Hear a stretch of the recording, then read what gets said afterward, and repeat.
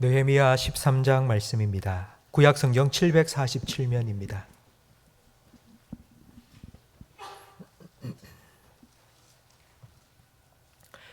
느헤미야 13장 1절부터 9절까지 저와 성도님들 한 절씩 번갈아 가며 읽겠습니다. 그날 모세의 책을 낭독하여 백성에게 들렸는데 그 책에 기록하기를 암몬 사람과 모압 사람은 영원히 하나님의 총회에 들어오지 못하리니 이는 그들이 양식과 물로 이스라엘 자손을 영접하지 아니하고 도리어 발람에게 뇌물을 주어 저주하게 하였음이라. 그러나 우리 하나님이 그 저주를 돌이켜 복이 되게 하셨다 하였는지라. 백성이 이 율법을 듣고 곧 섞인 무리를 이스라엘 가운데에서 모두 분리하였느니라. 이전에 우리 하나님의 전이방을 맡은 제사장 엘리야십이 도비아와 연락이 있었으므로 도비아를 위하여 한 큰 방을 만들었으니 그 방은 원래 소재물과 유향과 그릇과 또 레위 사람들과 노래하는 자들과 문지기들에게 11조로 주는 곡물과 새 포도주와 기름과 또 제사장들에게 주는 거제물을 두는 곳이라. 그때에는 내가 예루살렘에 있지 아니하였느니라. 바벨론 왕 아닥사스다 42년에야 내가 왕에게 나갔다가 며칠 후에 왕에게 말을 청하고 예루살렘에 이르러서야 엘리야십이 도비아를 위하여 하나님의 전뜰에 방을 만든 악한 일을 안지라. 내가 심히 건심하여 도비아의 세간을 그 방 밖으로 다 내어 던지고 함께 읽습니다. 명령하여 그 방을 정결하게 하고 하나님의 전에 그릇과 소재물과 유향을 다시 그리로 들여 놓았느니라. 아멘. 좌우에 계신 분과 인사 나누겠습니다. 잘 오셨습니다. 은혜 많이 받으세요. 중국 수나라 말에 혼란을 평정하고 당나라를 건립한 당태종 이세민이 이제 나라가 안정되자 신하들을 불러 모아 이런 질문을 했습니다. 새로운 나라를 건국하는 창업과 그 나라를 잘 지켜내는 수성, 이 창업과 수성 중에 어느 것이 더 어렵느냐라는 질문이었습니다. 신하들의 대답은 정확하게 반반으로 나뉘었습니다. 당태종 이세민은 내가 당나라를 건립하고 지금까지 이 나라를 치리해 왔는데 두 개 다 경험해 본 내 입장에서는 창업보다 수성이 더 힘들다라고 대답했습니다. 손자병법과 함께 양대 산맥을 이루는 오자병법이라는 병서가 있습니다. 조선시대의 묵과 급제를 위해서는 반드시 읽어야 될 병서라고 합니다. 그 오자병법에는 이런 말이 있습니다. 전승이 수승난. 전쟁에 승리하는 것보다 그 승리를 지키는 것이 더 힘들다는 뜻입니다. 한번 전쟁에서 승리하는 것은 할 수 있습니다. 그러나 그 승리를 계속 지켜나가는 것은 어렵습니다. 성벽 제공공사, 예루살렘 성벽 제공공사는 단 52일 만에 완성되었습니다. 느헤미야 6장 15절 말씀을 함께 읽겠습니다. 성벽 역사가 52일 만인 엘루월 25일에 끝남에 우리의 모든 대적과 주위에 있는 이방 족속들이 이를 듣고 다 두려워하여 크게 낙담하였으니 그들이 우리 하나님께서 이 역사를 이루신 것을 알미니라. 아멘. 52일 만에 6km가 넘는 큰 성벽을 다 건축했다? 이건 사람이 할 수 없는 일입니다. 이스라엘의 대적들도 이건 하나님이 하신 일이다. 이스라엘과 하나님이 함께 하신다고 두려워했습니다. 성벽 공사가 다 끝났으니 이제 느헤미야는 다시 돌아가야 되는데 그렇지 않았습니다. 52일 만에 끝내고 난 후 12년 동안을 더 예루살렘에 머물렀습니다. 오늘 우리가 함께 읽은 본문 6절 말씀에 보면 그때에는 내가 예루살렘에 있지 아니하였느니라. 바벨론 왕 아닥사스다 32년에 다시 바벨론으로 돌아갔습니다. 느헤미야 2장 1절 말씀에 보면 느헤미야가 예루살렘 성을 다시 세우겠다고 아닥사스다 왕에게 허락을 구한 게 아닥사스다 왕 20년입니다. 그러니까 20년부터 32년에 돌아갔으니 12년 동안을 예루살렘에 더 머문 것입니다. 공사는 52일 만에 끝났는데 왜 12년을 더 머물렀을까요? 그 12년 동안 뭐 했을까요? 느헤미야와 에스라서를 읽어보면 그 12년 동안 학사와 제사장이었던 에스라와 함께 느헤미야는 하나님의 말씀을 백성들에게 가르치며 그들을 하나님의 백성으로 세워가는 일을 했습니다. 이스라엘이 망하고 예루살렘이 무너진 이유는 군사가 약해서도 아니고 외교에 실패해서도 아닙니다. 하나님의 말씀에 불순종한 결과 하나님의 징계로 이방 민족을 들어 치셨기 때문입니다. 이렇게 무너진 성벽은 벽돌로 단 52일 만에 세웠습니다. 성벽을 벽돌로 세우는 데는 52일밖에 걸리지 않았습니다. 그러나 무너진 백성들의 믿음을 다시 세우는 데는 12년이 걸렸습니다. 벽돌로 세운 성벽은 무너지는데 며칠 걸리지 않습니다. 그러나 말씀의 반석 위에 세워진 성도의 삶은 바람이 불어도 흔들리지 않고 홍수가 나도 무너지지 않습니다. 예루살렘은 벽돌이 아니라 말씀으로 세워져야 합니다. 성도 여러분, 여러분의 가정, 우리 교회가 이렇게 하나님의 말씀으로 세워지고 말씀의 반석 위에 든든히 세워지기를 주님의 이름으로 축원합니다. 말씀을 지키는 것이 가정을 지키는 것이고 교회를 지키는 것입니다. 우리가 가정을 지킬 수 없고 교회를 지킬 수 없습니다. 우리는 말씀을 지킬 뿐입니다. 그러면 하나님께서 여러분의 가정을 지켜주실 것이고 우리 교회를 지켜주실 것입니다.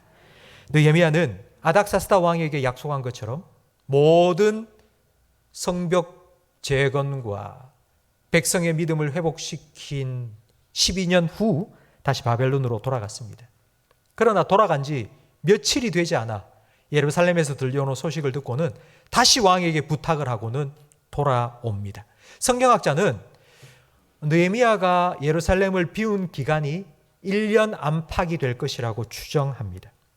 오늘 우리가 함께 읽은 느헤미야 13장 말씀은 느헤미야가 예루살렘을 비운 1년 동안 예루살렘에 어떤 일이 일어났는지를 기록한 말씀입니다. 1절 말씀에 보면 그날이라고 되어 있습니다. 느헤미야가 1년 만에 예루살렘으로 다시 돌아온 그날, 바로 그날 느헤미야가 제일 먼저 한 일은 모세의 책을 낭독하였습니다. 1년 만에 돌아온 느헤미야는 제일 먼저 성경책을 펴고 성경책을 읽어 주었습니다. 모세의 책에 어떤 말씀을 읽었는지 우리 신명기 23장 3절 말씀 화면에 나와 있는데요. 함께 읽겠습니다. 암몬 사람과 모압 사람은 여호와의 총회에 들어오지 못하리니 그들에게 속한 자는 10대뿐 아니라 영원히 여호와의 총회에 들어오지 못하리라. 그들은 너희가 애굽에서 나올 때에 떡과 물로 너희를 길에서 영접하지 아니하고 메소포타미아의 브돌 사람 부올의 아들 발람에게 뇌물을 주어 너희를 저주하게 하였으나. 아멘. 애굽 군대를 물리치고 출애굽한 이스라엘 백성은 가나안 땅으로 행진하고 있습니다. 그런데 그 과정, 그 도중에 암몬과 모압 땅이 있습니다. 암몬과 모압 사람은 이스라엘을 두려워했습니다. 우리도 혹시 저들이 진멸하는 건 아닐까? 그래서 정면 대결하기는 너무 두렵고 다른 방법을 사용했는데 돈 주고 무당을 샀습니다. 그 무당의 이름이 발람입니다. 그 발람에게 이스라엘을 저주해라 이 말입니다. 전염병이 돌아서 다 죽도록 하든지 아니면 하늘에서 벼락이 떨어져서 저들을 치든지 아무튼 저들을 저주하도록 한 것입니다. 하나님께서는 이 일을 잊지 않으시고 기억하여 이렇게 이스라엘 백성에게 명령했습니다. 너희를 저주한 모압과 암몬 사람들과는 상종조차 하지 마라. 하나님 너무 속 좁은 것 같지 않습니까? 사람 살다 보면 서로 맞지 않아서 욕도 하고 저주도 하고 그럴 수 있는 거 아닙니까? 그런데 앞으로 영원히 그 사람들과는 상종하지 마라. 왜 하나님께서 이런 말씀을 하셨을까요? 그 이유는 하나님께서 약속하신 말씀에 따른 것입니다. 창세기 12장 3절 말씀에 보면 하나님께서 아브라함에게 약속을 주셨습니다. 하나님의 언약인데요. 함께 읽겠습니다. 너를 축복하는 자에게는 내가 복을 내리고 너를 저주하는 자에게는 내가 저주하리니 땅의 모든 족속이 너로 말미암아 복을 얻을 것이라 하신지라. 아멘. 너를 축복하는 자에게는 내가 복 주겠다. 너를 저주하는 자에게는 내가 저주하겠다. 암몬과 모압은 이스라엘을 저주했습니다. 그래서 하나님께서 그들을 저주하신 겁니다. 절대로 그들과는 상종하지 마라. 그들이 너희 안에 들어와서 구원받는 일이 일어나지 않도록 해라. 하나님께서 그들과는 상종하지 못하도록 막으신 것입니다. 그런데 오늘 본문 4절 말씀에 보면 제사장 엘리야십이 도비아라는 사람을 성전 안에 방 한 칸을 내어주어 살게 했습니다. 이 도비아라는 사람이 어떤 사람인지 느헤미야 4장 3절 말씀에 소개되어 있는데요. 함께 읽겠습니다. 암몬 사람 도비아는 곁에 있다가 이르되 그들이 건축하는 돌 성벽은 여호가 올라가도 곧 무너지리라 하더라. 도비아는 암몬 사람입니다. 암몬 사람입니다. 하나님께서 절대로 상종하지 말라고 명령한 그 암몬 사람입니다. 그런데 이 암몬 사람이 성전 안에 들어와 살고 있습니다. 제사장 엘리야삽과 일종의 거래가 있었습니다. 모종의 뒷거래가 있는 겁니다. 내가 너한테 요거 줄 테니까 너 나한테 이거 줘. 그래서 제사장이 성전 안에 방 한 칸을 마련해서 살도록 한 것입니다. 상종도 하지 말라 한 암몬 사람 도비아가 성전에 들어와 살고 있습니다. 왜 이런 일이 일어난 걸까요? 예루살렘 성벽 공사가 끝난 후에 이제 예루살렘 성 안에 들어와 살아야 합니다. 성 안에 살다 보면 삶의 현장에 부딪히는 현실적인 문제들이 있습니다. 지금 우리가 느끼는 문제들입니다. 무엇을 먹을까, 무엇을 마실까, 무엇을 입을까 하는 문제입니다. 암몬 사람 도비아는 이 문제를 파고 들었습니다. 우리는 좋은 물건을 많이 가지고 있는데 좋은 가격에 제공해 줄게. 이제 우리 비즈니스 파트너가 되자. 우리 서로 거래하자. 성벽 건축을 방해했던 원수가 이제 친구가 되고 동업자가 되니 위협도 사라질 뿐만 아니라 돈도 벌 수 있습니다. 일석이조입니다. 그래서 예루살렘 백성들은 절대로 상종하지 말라고 명령한 도비아 사람, 암몬 사람 도비아에게 성문을 열어준 것입니다. 성문을 열어주면서 아마 분명히 이스라엘 백성들, 예루살렘 백성들은 이렇게 생각했을 겁니다. 지킬 건 지라도 지켜야지. 저 사람들이 들어와도 내가 지켜야 될 것은 반드시 지킬 거야. 절대로 요 선 넘어가지는 않을 거야. 내가 딱 지킬 건 지켜야지 라고 결심했을 겁니다. 그러나 조금씩 스며들기 시작했고 야금 파고들더니 성전 한가운데 들어왔습니다. 5절 말씀에 보면 도비아를 위해서 성전에 내어준 방이 바로 11조와 거제물을 보관하는 곳입니다. 지금 우리 교회로 말하자면 재정부실입니다. 재정부실을 내준 것입니다. 성전 문만 열어준 것이 아니라 가정문도 활짝 열어주었습니다. 느헤미야 13장 23절 말씀을 함께 화면을 보며 읽겠습니다. 그때에 또 내가 본즉 유다 사람이 아스돗과 암몬과 모압 여인을 맞아 아내로 삼았는데 그들의 자녀가 아스돗 방언을 절반쯤은 하여도 유다 방언은 못하니 그 하는 말이 각 족속의 방언이므로. 가정의 문도 활짝 열려버렸습니다. 모압과 암몬 여인이 가정에 들어와서 애를 놓기 시작한 겁니다. 그런데 그 아이를 모압 여인이 품에 안고 키우니 유다 말을 못합니다. 성도 여러분, 유다 말을 못한다는 뜻은 하나님의 말씀을 읽을 수도 들을 수도 없다는 뜻입니다. 예루살렘에 살다가 태어난 아이들이 하나님의 말씀을 읽지도 듣지도 못하는 이방인으로 태어난 것입니다.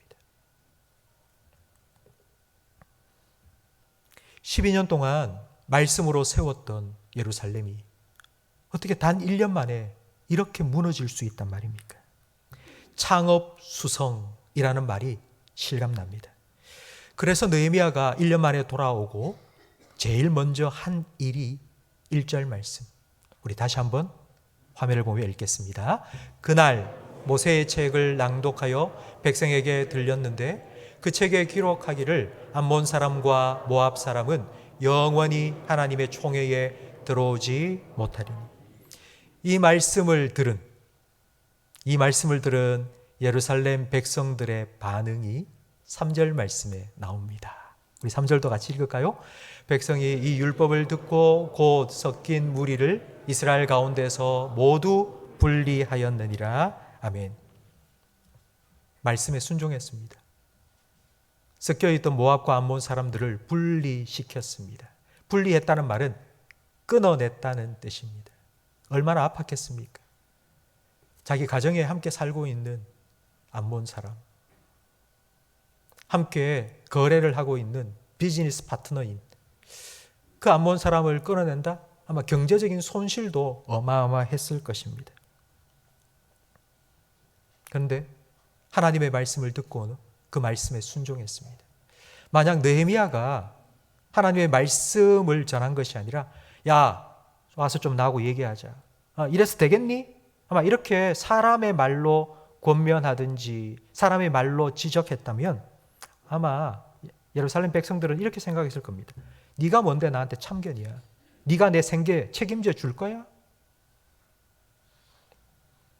이렇게 화내면서 아마 대들었을 겁니다.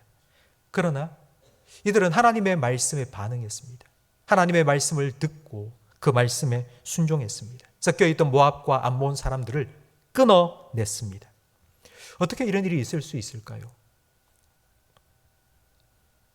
성도 여러분, 저는 여러분이 교회에 와서 말씀을 들을 때에 사람의 말이 아니라 하나님의 말씀으로 들을 수 있기를 주님의 이름으로 축원합니다. 데살로니가 전서 2장 13절 말씀을 함께 읽겠습니다. 이러므로 우리가 하나님께 끊임없이 감사함은 너희가 우리에게 들은 바 하나님의 말씀을 받을 때에 사람의 말로 받지 아니하고 하나님의 말씀으로 받음이니 진실로 그러하도다. 이 말씀이 또한 너희 믿는 자 가운데에서 역사하느니라. 아멘. 바울은 데살로니가 교회에서 말씀을 전했습니다. 그런데 데살로니가 교회 성도들은 그 말씀을 사람의 말이 아니라 하나님의 말씀으로 받았습니다. 그런데 그 결과가 지금 이 말씀입니다. 이 말씀이 또한 너희 믿는 자 가운데서 역사했습니다. 하나님의 말씀으로 들을 때에 그 말씀은 우리 심령 속에 역사합니다. 어떤 역사가 일어나는가 하면 히브리서 4장 12절 말씀 함께 읽습니다. 하나님의 말씀은 살아있고 활력이 있어 좌우의 날선 어떤 검보다도 예리하여 홍과 영과 및 관절과 골수를 찔러 쪼개기까지 하며 또 마음의 생각과 뜻을 판단하나니. 아멘. 바로 이와 같은 일이 지금 예루살렘에 일어난 것입니다. 하나님의 말씀을 전하자, 아니 하나님의 말씀을 읽어줄 때에 암몬과 모압 사람들 상종하지 마라. 하나님께서 명령하셨다. 그 말씀을 읽어주니 이스라엘 백성들이, 그 말씀을 들은 예루살렘 거민들이 섞여있던 암몬과 모압 사람들을 끊어낸 것입니다. 인간적으로 할 수 없습니다. 하나님께서 그들 마음속에 역사하셔서 그들 마음속에 역사하셔서 끊어내도록 하신 것입니다. 결단하게 하신 것입니다. 성도 여러분, 제가 말씀을 준비하면서 제가 10번, 20번 할까 말까 고민하다가 기도하면서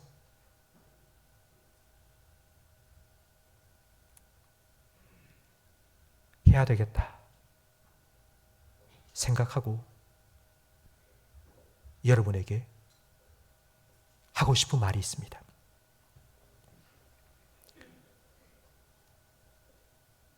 코로나 이후에 세상 모든 사람들의 관심은 돈입니다. 앞으로 어떻게 살까? 금리도 올라가고 지금 너무너무 힘든 이때에 경제적인 어려움을 겪는 사람들이 참 많습니다. 그래서 우리 성도들 중에도 돈 문제 때문에 힘들어하는 분들도 많이 계십니다. 경제적으로 힘들다 보니 어떻게 하면 돈을 벌 수 있을까? 어떻게 하면 쉽게 돈을 벌 수 있을까? 이런 비즈니스에 관심을 갖는 사람들이 참 많이 있습니다.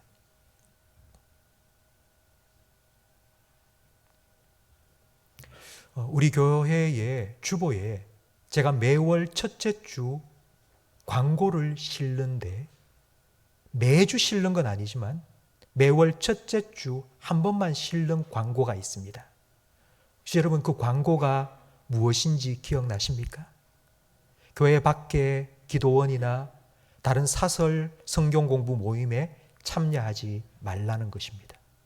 그것만이 아닙니다. 그 다음에 성도들 간에 무엇을 하지 말라고 돼 있죠? 동거래와 다단계 하지 말라고. 교회는 이런 비즈니스에 최적화된 장소처럼 보일 수 있습니다. 이렇게 많은 사람들이 앉아 있지 않습니까?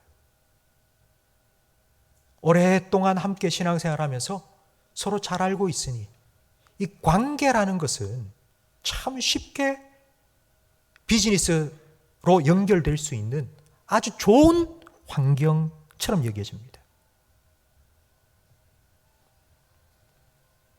그런데 성도 여러분, 우리의 관계는 우리가 만든 것이 아니라 예수님께서 만들어주신 관계입니다.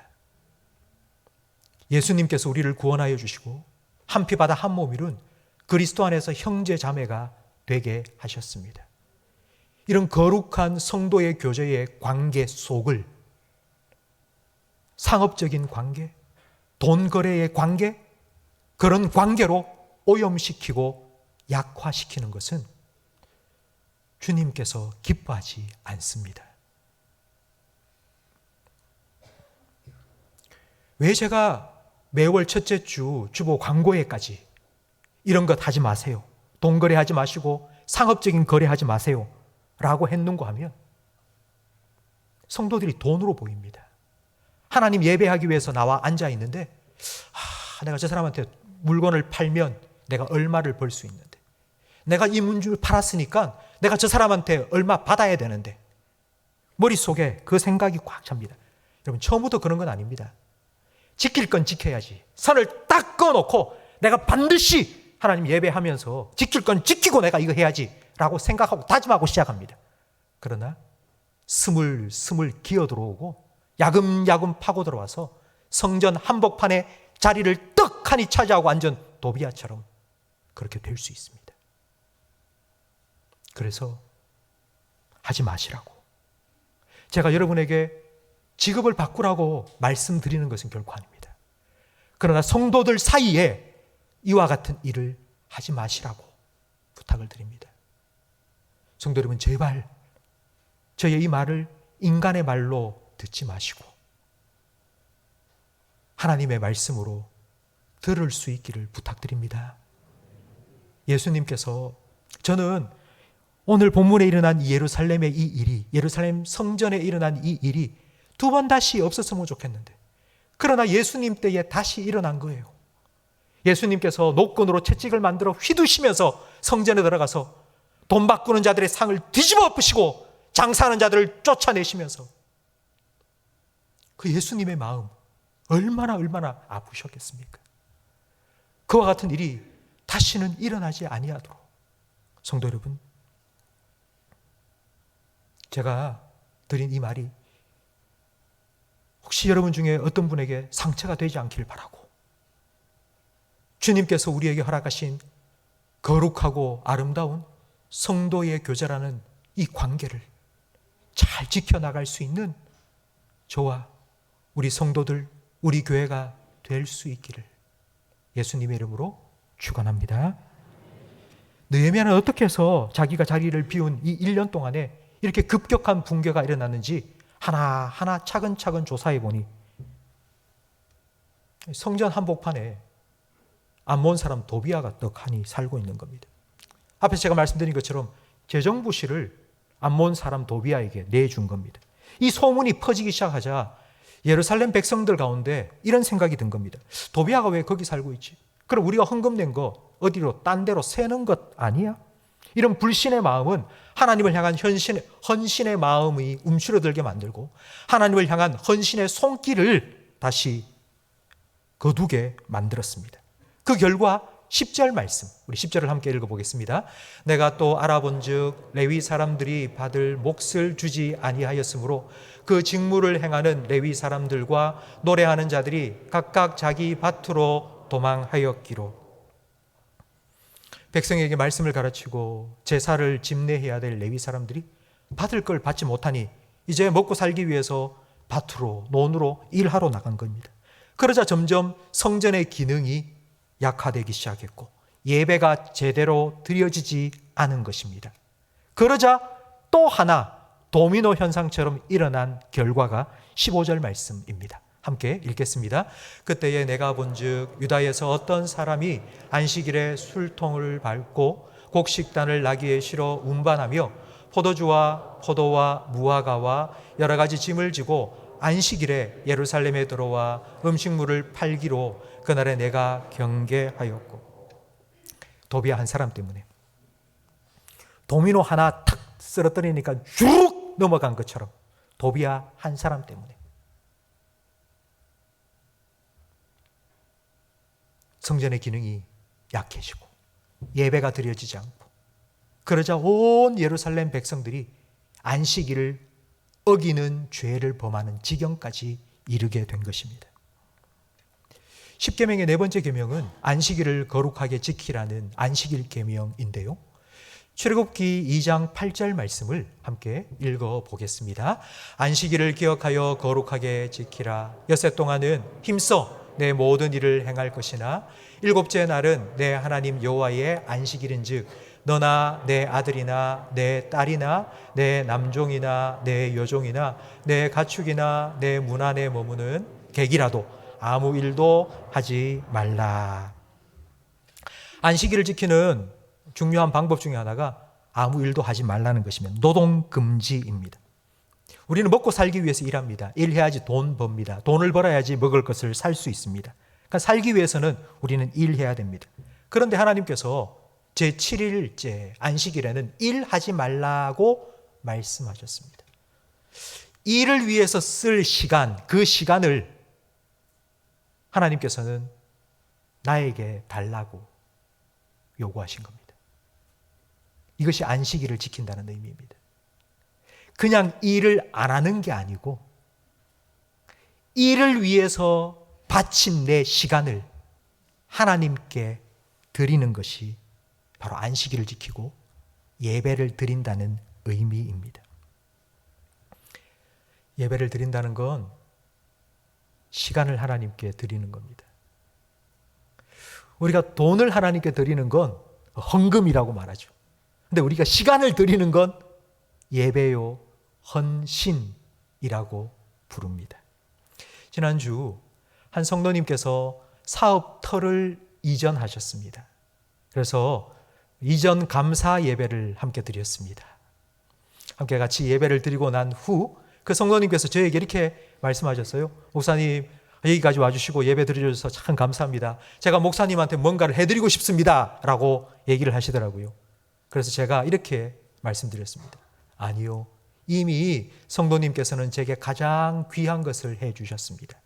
시간을 내어주신 겁니다. 성도님이 오늘 저를 위해서 내어주신 한 시간은 성도님의 생명의 한 조각입니다. 그 생명의 한 조각을 저를 위해서, 하나님을 위해서 예배드리기 위하여 내어주셨으니 그거보다 더 귀한 것은 없습니다. 라고 말씀을 드렸습니다. 우리가 하나님 앞에 나와 주일날 1시간 예배드리는 것, 1시간을 예배드리는 것, 별거 아닌 것 같죠? 너무 귀한 일입니다. 하나님께서 내게 주신 생명의 한 조각을, 이건 하나님 주신 거야. 내 생명의 주인은 하나님이야. 그래서 내가 하나님께 내가 나를 위해서 열심히 돈 벌기 위해서 일하는 시간을 딱 멈추고 내가 이 시간을 하나님께 드려야지 라는 믿음으로 하나님께 드리는 것입니다.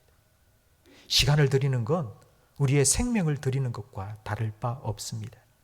예배는 1시간이지만 이 1시간 속에 내 생명의 주인이 하나님 되심을 우리는 고백하고 그 믿음으로 예배하고 있는 것입니다. 성도 여러분, 우리는 예배를 지켜야 됩니다. 유대인들은 안식일을 목숨처럼 지켰습니다. 우리는 유대인들이 600만 명이나 2차 세계대전 때 독일의 나치에 의해서 학살당했다는 것을 잘 알고 있습니다. 그런데 유대인들을 가둬놓은 그 수용소, 유대인 포로 수용소에는요, 유대인들이 목숨 걸고 그곳에서도 안식일을 지켰습니다. 안식일이 되면 유대인들은 우리는 하나님 예배해야 된다고, 죽인다고 해도 죽어도 괜찮다고, 그곳에서도 안식일을 지켰습니다. 대학살이 일어나는데도 가스실에 수천 명이 하루에 죽어가도 안식일이 되면 안식일을 지켜야 된다고. 수용소에 갇혀서 예배당에 가서 예배를 드릴 수 없으니 공간 속에서 하나님을 만날 수 없었습니다. 그래서 그들은 안식일을 철저하게 지키며 시간 속에서 하나님을 하나님으로 인정하고 예배했던 겁니다. 안식일을 지킨다는 말은 이런 것입니다. 내 삶에 하나님께서 주인 되시기 때문에 그 하나님의 자리를 지켜나가는 것입니다. 성도 여러분, 그래서 유대인들은 이렇게 말합니다. 우리가 안식일을 지킨 게 아니다. 안식일이 우리를 지킨 것이다. 우리가 예배를, 주의를 지킨다, 우리가 예배 자리를 지킨다 라고 우리는 그렇게 생각합니다. 그렇지 않습니다. 우리가 예배를 하면 하나님께서 우리의 보좌에 하나님의 자리를 지켜주십니다. 이것이 우리가 예배를 드리는 이유입니다. 만약 이 예배가 없다면 우리는 한 주간의 삶 속에 하나님의 자리를 점점 잃어가게 될 것입니다. 성도 여러분, 하나님께 예배하며 1시간을 드리세요. 그러면 하나님께서 여러분의 한 주간을 책임져 주실 것입니다. 여러분의 가정과 여러분의 직장, 우리 교회, 우리 스스로 지킬 수 없습니다. 하나님께서 지켜주십니다. 제가 앞에 시작하면서 창업수성에 대해서 말씀을 드렸습니다. 우리도 집을 세워가기 위해서 열심히 노력합니다. 그리고 학업과 직업이라는 성을 쌓아가기 위해서 열심히 애쓰며 살아가고 있습니다. 우리는 정말 열심히 세우고 있습니다. 그런데 세우는 것 못지않게 무너지지 않도록 지키는 것도 중요합니다. 그런데 우리에게는 지킬 힘이 없습니다. 우리의 마음 하나 무너지는 것 지킬 수 없습니다. 우리의 건강이 무너지는 것 지킬 수 없습니다. 우리는 연약합니다. 그건 나에게 속한 것이 아닙니다.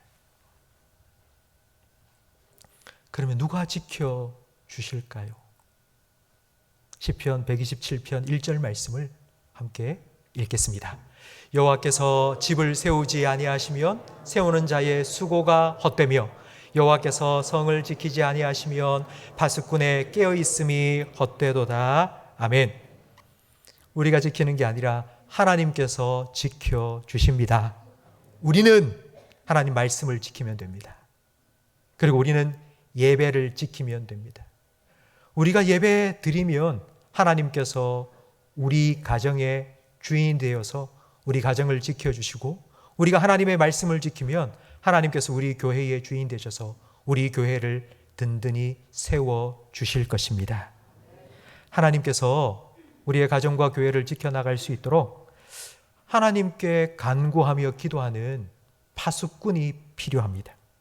말씀을 지키고 예배를 지키는 파수꾼이 필요합니다.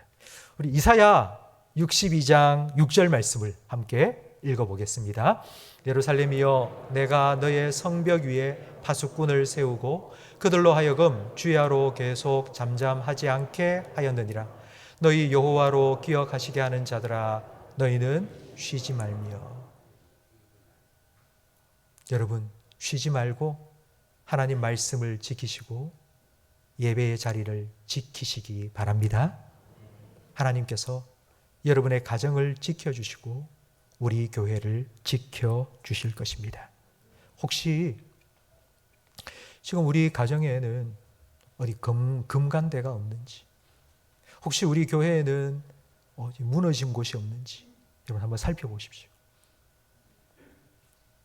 그렇다면 그 금가고 무너진 곳을 다시 말씀으로 세워 가시기 바랍니다. 그 무너진 곳을 다시 하나님께서 오셔서 세워갈 수 있도록 여러분 하나님께 그곳을 내어드릴 수 있는 예배자의 삶을 살아가시기 바랍니다. 그때 하나님께서 약속하신 것처럼 지켜주시고 세워주시고 은혜 베풀어 주실 것입니다. 하나님께서 우리 교회를 지키시고 여러분의 가정을 지켜주시는 분이십니다. 우리는 그 하나님의 파수꾼으로 하나님께 우리의 가정을 내어드리고 우리 교회를 올려드리는 역할을 하면 됩니다.